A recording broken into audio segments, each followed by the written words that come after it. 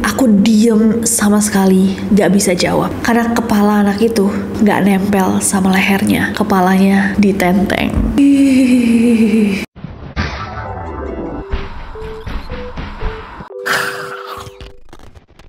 Hey guys, it's Nessie and welcome back to Neror. Kalau kalian belum subscribe ke channel ini, jangan lupa klik tombol subscribe di bawah, terutama untuk kalian pecinta horor. Pengalaman horor di sekolah itu adalah cerita-cerita yang biasanya sangat-sangat berkesan sampai berapapun usia kita. Dan masa-masa sekolah itu adalah masa-masa yang paling indah, paling membingungkan karena banyak transisinya, paling menarik karena banyak yang kita pelajari, paling penuh cerita karena setiap hari selalu ada yang bisa kita bahas bareng teman-teman. Dan buat banyak orang paling romantis, masa-masa awal mengenal cinta.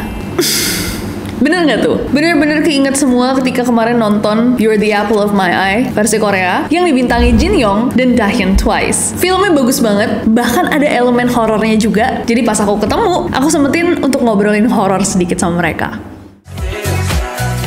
그 시절 우리가 좋아했던 소녀는 우리의 꿈이었고 청춘이었다. 안녕하세요. 안녕하세요. So my name is Nessie and we have a segment for horror. So in this movie there's a little bit of horror scene I heard and I love that.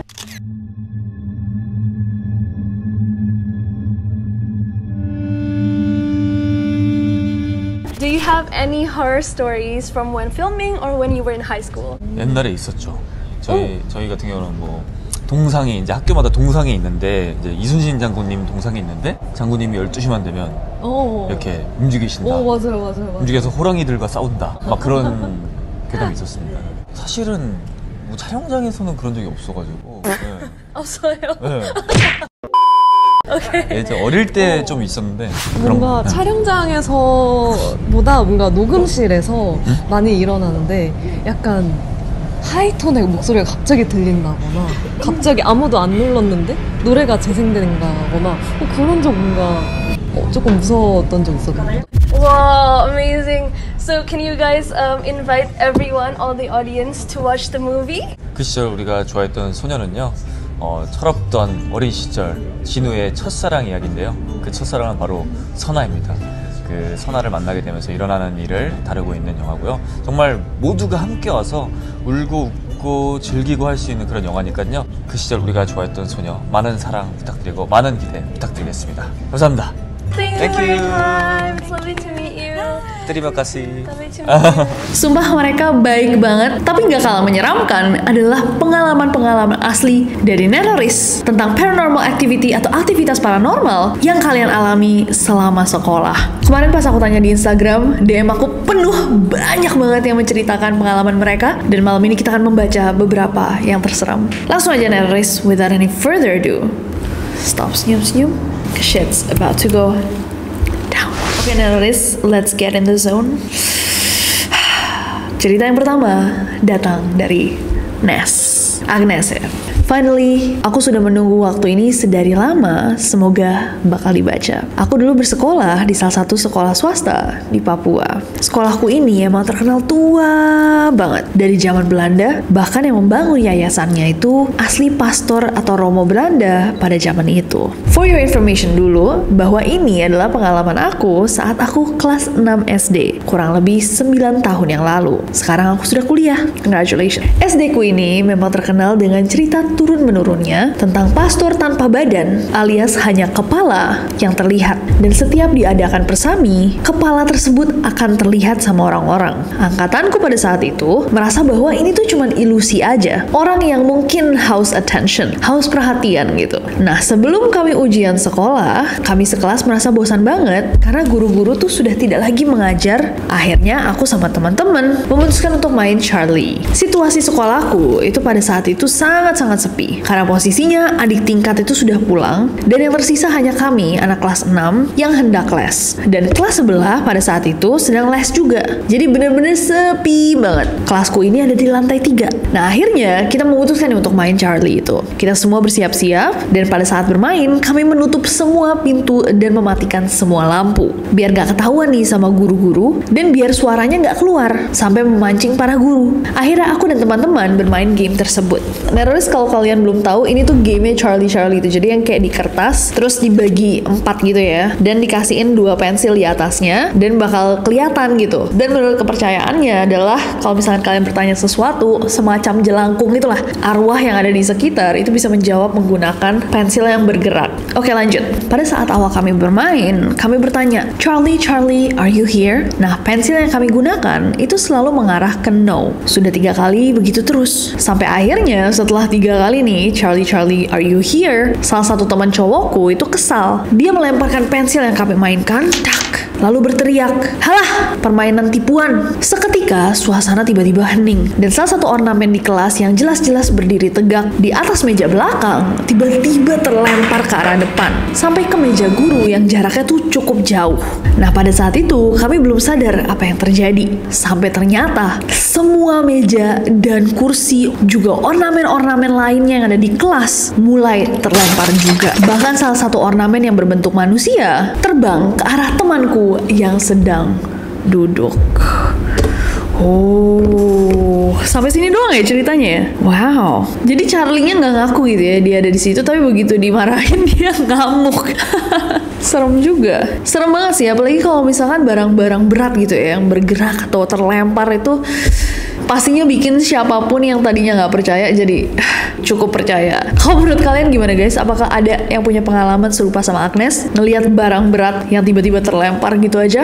Coba komen di bawah. Next ada dari ini, tapi dia minta disamarkan namanya. Jadi kita panggil aja Tantowi. Aku punya, tapi tolong samarkan ya. Jadi, aku pernah ikut pesantren kilat di sekolah sekitar tahun 2007. Waktu itu aku kelas 1 SMA. Kebetulan nih, pada saat itu aku lagi haid. Jadi, aku skip ibadah dan cuman ikut kegiatannya, kayak buka puasa bersama. Ya, aku ikut makan doang karena aku nggak puasa. Lah, Tantowi cewek. Kita panggil aja Tantri ya. Nah, pas malamnya kan mau sholat tarawih tuh. Anak-anak yang lagi haid itu dikumpulkan di sebuah ruangan kelas di sebelah masjid. Nah, terus ada nih satu kakak kelas yang agak melambai, sebut aja namanya Kak Agus. Kak Agus ini memang anaknya sensitif gitu. Dia bisa melihat yang gak kelihatan. Kak Agus ini anaknya juga humoris dan jahil banget. Waktu itu dia bercandain kami, cewek-cewek yang lagi ngumpul karena kita nggak bisa sholat. Dia bilang, hei awas loh, ada hantu di sini. Kami jelas teriak. Lalu kami protes karena di ruangan itu hanya ada 6-7 siswi. Dan aku yang lagi nggak enak perut itu cuma bisa duduk di pojokan sambil tiduran. Nah, kebetulan ruangan kelas yang dipakai itu cuma 8 kelas. Jadi 4 kelas itu sebelah musola dan dipakai sama anak cewek. Ada 4 kelas lagi yang dipakai sama anak cowok, cuman itu lokasinya sedikit jauh sama musola. Dan ruangan-ruangan kelas yang dipakai itu hanya ada meja kursi guru dan meja kursinya murid itu semua dikeluarin, ditaruh di ruangan lain. Dan kami semua tidurnya itu beralaskan karpet. Nah, pada saat itu aku lagi main HP sambil tiduran, ngegosip-gosip. Tiba-tiba mataku tuh ngerasa ngantuk banget, berat banget, dan gak kerasa aku ketiduran. Nah, pas lagi tidur itu tiba-tiba aku kebangun. Tapi pas aku melek, pas aku sadar, aku ada di ruang kelasku,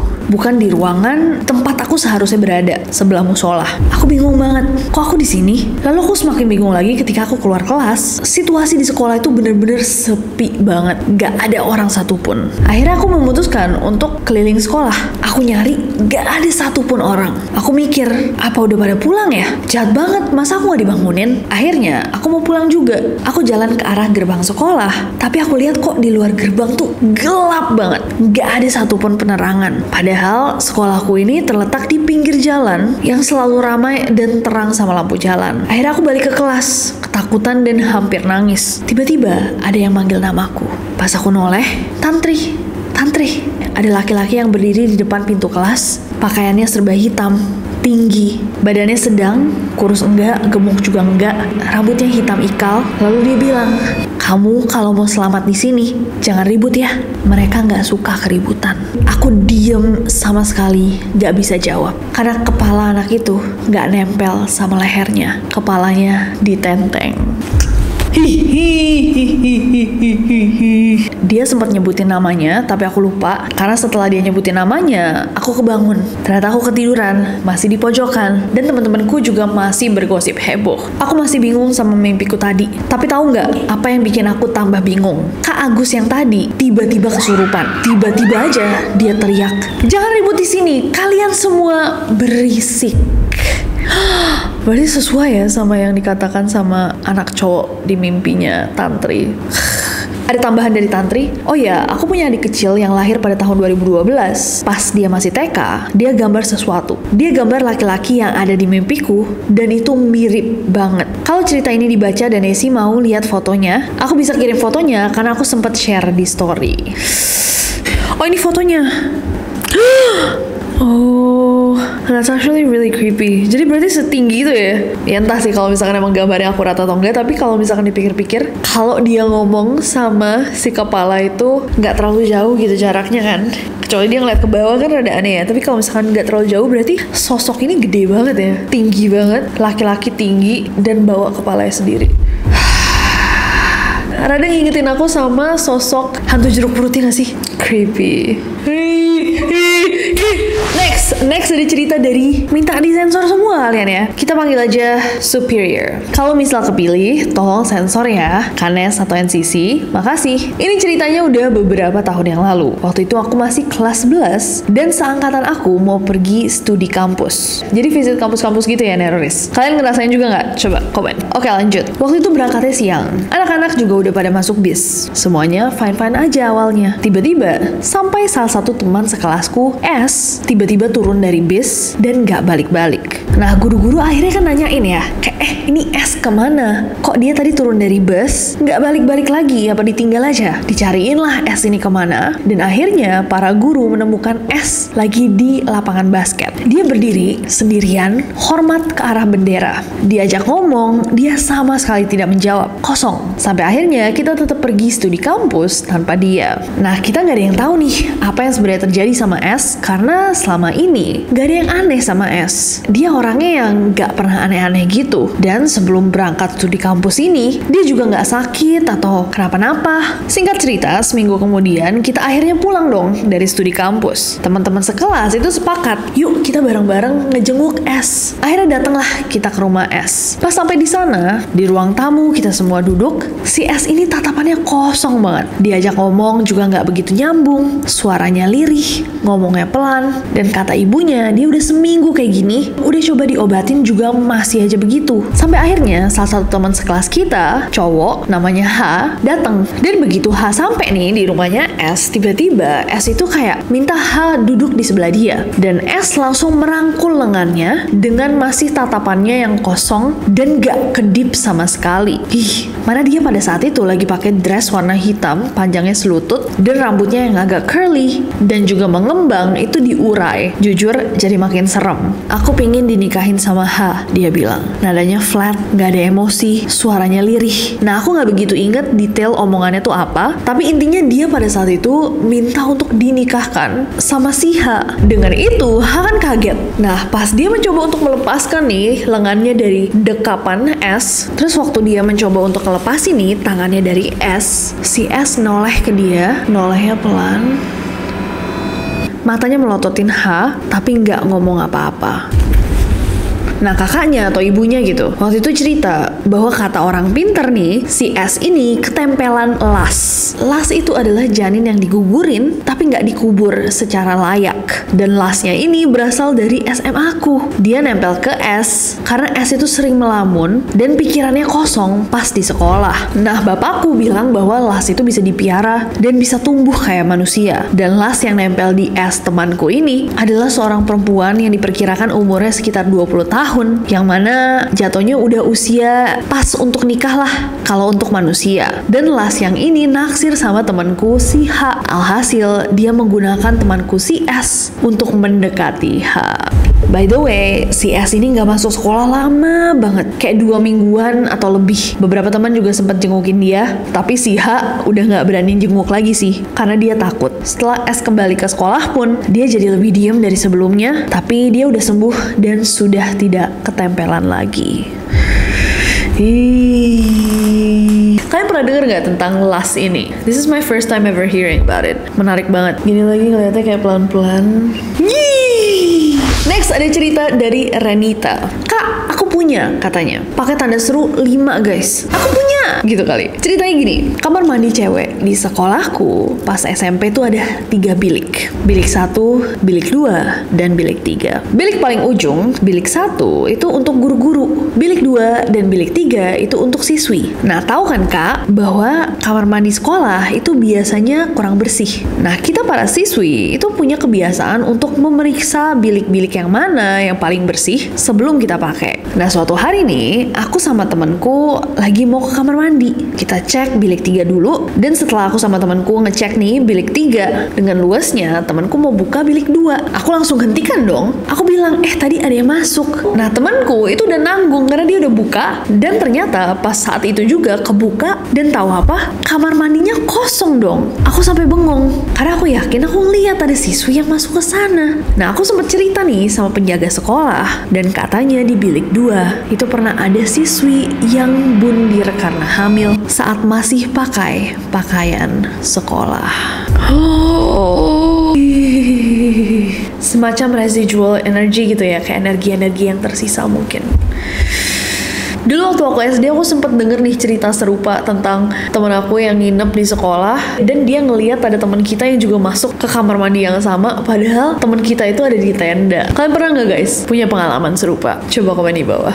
Next ada cerita dari Astrid. Halo Kanes, aku mau kirimin juga dong cerita hororku pas di sekolah. Dulu waktu aku kelas 3 SD atau mungkin kelas 2, aku lupa tepatnya, aku lagi ke toilet tuh buat ganti baju abis pelajaran olahraga. Nah, abis aku ganti baju, aku kan cuci tangan. Pas aku lagi cuci tangan, tiba-tiba ada yang ketok-ketok di bilik WC-nya. Aku sih awalnya cuek aja, tapi kok makin lama suaranya tuh makin keras, makin jelas. Akhirnya abis aku selesai cuci tangan, aku ceklah bilik yang ada suaranya tadi. Tapi begitu aku buka, ternyata gak ada siapa-siapa. Nah, pas itu aku merinding banget. Aku ketakutan parah. Akhirnya aku cepet-cepet kabur dari toilet. Nah, pas aku cepet-cepet nih mau keluar dari toilet itu, aku gak sengaja ngeliat ke kaca wastafel. Wastafelnya tuh tepat di depan pintu toilet, dan aku ngeliat ada sesuatu. Bentuknya kayak orang, tapi lagi ngadep ke belakang. Nah, aku sempet lega karena aku mikir, at least di kamar mandi ini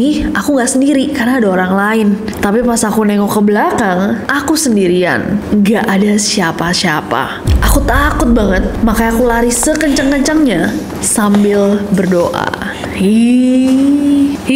Tiba-tiba di belakang ada, kelihatan di kaca, tapi aslinya nggak ada, kayak di film horor ya guys. Pervert ya di kamar mandi cewek. Tapi asli berani ya. Biasanya kalau cewek kan ganti baju di kelas. Hah? Siapa yang ganti baju di kelas? Aku dulu ke kamar mandi. Aku dulu teman-teman sekelasku yang cewek-cewek di kelas. Di kelas.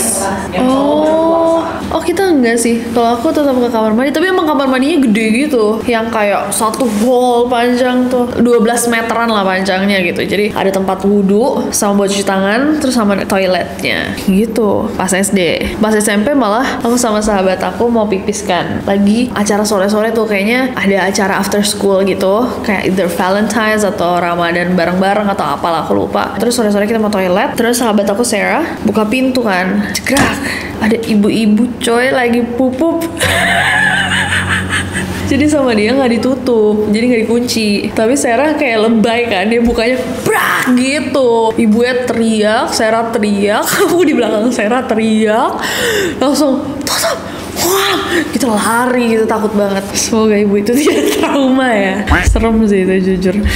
Oke guys, dan yang terakhir ini cerita dari Mabinarf. Bener gak tuh aku bilangnya? Yang cari. Mabinarf nulis, di SMK ku pada saat itu ada pembangunan lantai atas. Nah, ketika pembangunan itu berjalan, anak-anak cowok di sekolahku itu sempat menemukan di lantai atas sebuah pedang samurai. Wow. Nah, ada nih satu anak yang memutuskan untuk membawa pulang pedang tersebut karena dia bilang sama yang lain bahwa ayahnya itu mengerti tentang hal-hal persamuraian. Pedang tersebut akhirnya dibawalah pulang oleh dia. Dan tahu nggak apa yang terjadi? Besoknya di sekolahku terjadi kesurupan massal. Dan kesurupan massal ini terus-menerus berulang dan terjadi chaos yang luar biasa besar di sekolah aku, di mana banyak banget anak-anak yang saling mengejar satu sama lain sambil menanyakan kemana pedang itu dibawa.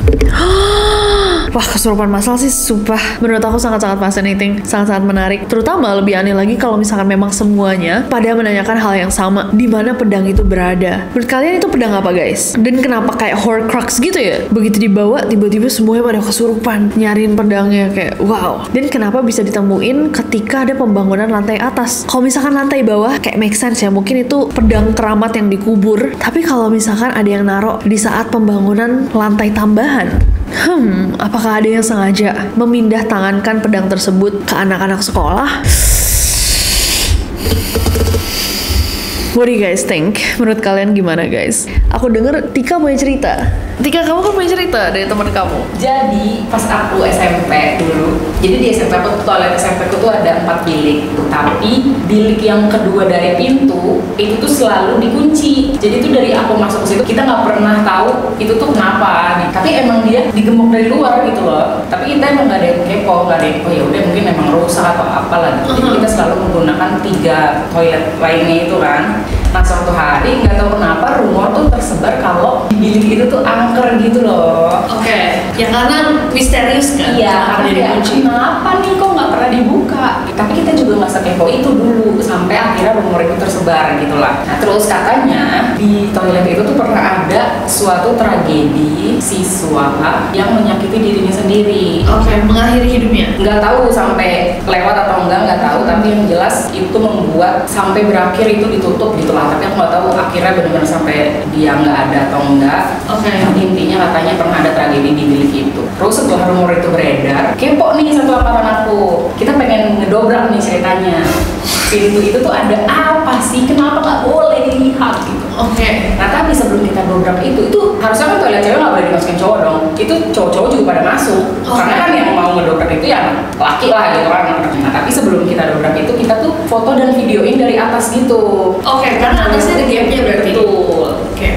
Nah jadi sebelum didobrak itu kan kita lihat dulu kan apa nih.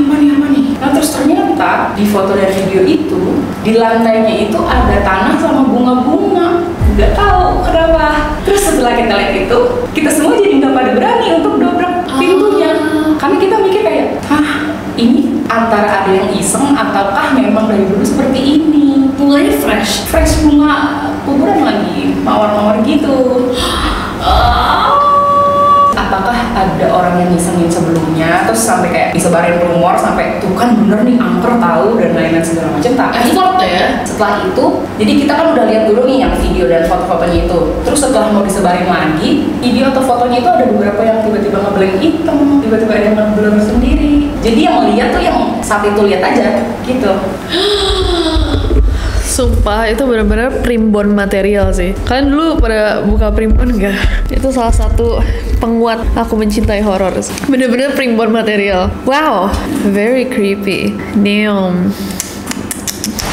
Well, aku mau denger sih cerita horor yang pernah kalian alami di sekolah. Coba komen di bawah. Ada nggak yang lebih creepy daripada yang kita bacain hari ini? Dan sebenarnya Neroris yang ngirimin cerita tuh banyak banget. Mungkin kita akan bikin versi-versi lainnya. Jadi kalau misalnya kalian punya cerita horor, boleh banget dikirimin ke Instagram @nancyjudge atau ke requestnancy@gmail.com. Mungkin kita bisa bacain next time. Kalau yang suka horor tapi tipis-tipis aja, lebih suka genre-genre yang bikin hati digedugezer, film yang lucunya banyak, sedihnya ada, horornya ada, actingnya bagus, dan menyenangkan plus mengharukan, kalian harus banget nonton You're the Apple of My Eye, starring Jin Young dan Taehyun, yang super sweet. Kemarin aku bahkan sempat nge-tweet, Taehyun baik banget, sweet banget kayak malaikat. Dari awal ketemu aku tuh kayak senyum, muji, super humble, super sweet, super cute. Jin Young juga. Bahkan setelah aku sempat ngobrol sama mereka, terus kita foto, Taehyun tuh tiba-tiba nyetop aku kayak, itu tadi mana? Terus aku bingung kan. Dan ternyata dia bawain hadiah.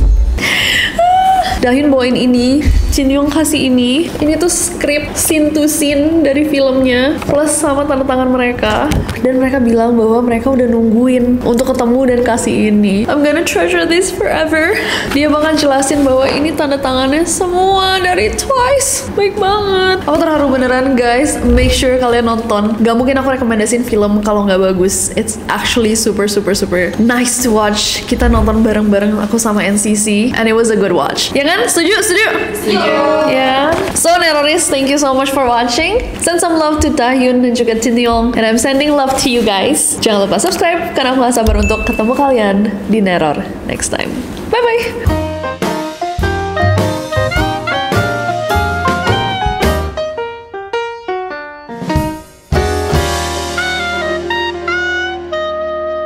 Ya, yang dibintangi yaitu pastor tanpa badan. Buset.